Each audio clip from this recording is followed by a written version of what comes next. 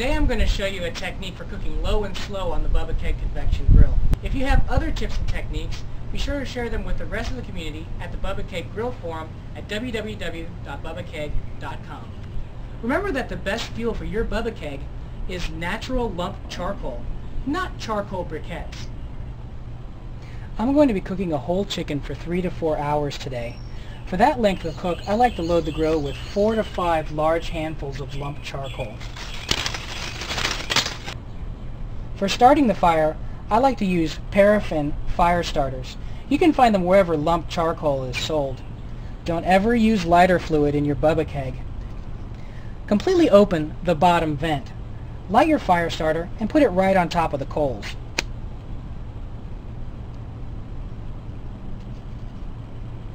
The idea is that you're only lighting the few coals on top and not the entire pile. This will give you a gentler, easier to control fire.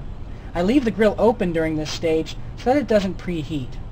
We're just lighting the coals at this point, not warming the grill. I'm going to let the starter burn all the way out before moving on. It's been about 10 minutes since we lit the fire starter. It's completely used up, and now we have a small core of lit coals in our grill. Note that the bulk of the charcoal is unlit. As the fire burns, it will fuel itself from the pile.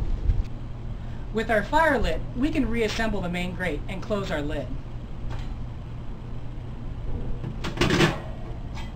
As the temperature climbs, close the top and bottom vents to restrict airflow.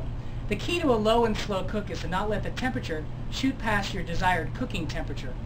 This is not the time to walk off, as the Bubba Keg heats up much faster than other grills. As you can see, our top vent is closed down to the number 1 position, and the bottom vent is well below the number 1 position.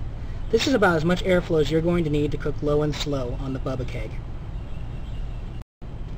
Our temperature is about 250 degrees. This is a little higher than where I want to cook, but that's just fine because the temperature is going to drop a bit when I add my food.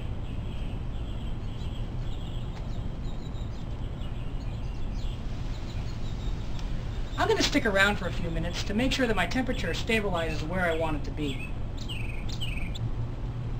You should check the grill regularly as your food is cooking to make sure your fire is stable and that the temperature is where you want it to be. If the temperature's off, give the vents a little tap. At low and slow temperatures, little taps like these can vary the temperature up and down by about 10 to 20 degrees. You don't want to close the vents down completely as you'll risk choking the fire out. Also, try not to open the lid excessively. Doing so will fan the flames and make the fire more erratic. It's been 3.5 hours now, and our chicken is ready to come off the grill.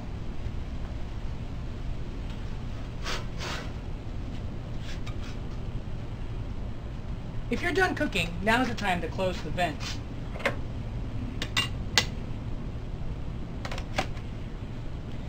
This will conserve the remaining charcoal for future use. You can see just how much fuel is left after cooking for 3 to 4 hours. It may take a few practice runs to fine-tune your technique. Again, if you have other ideas or comments, be sure to share them on the grill forum at www.bubbakeg.com.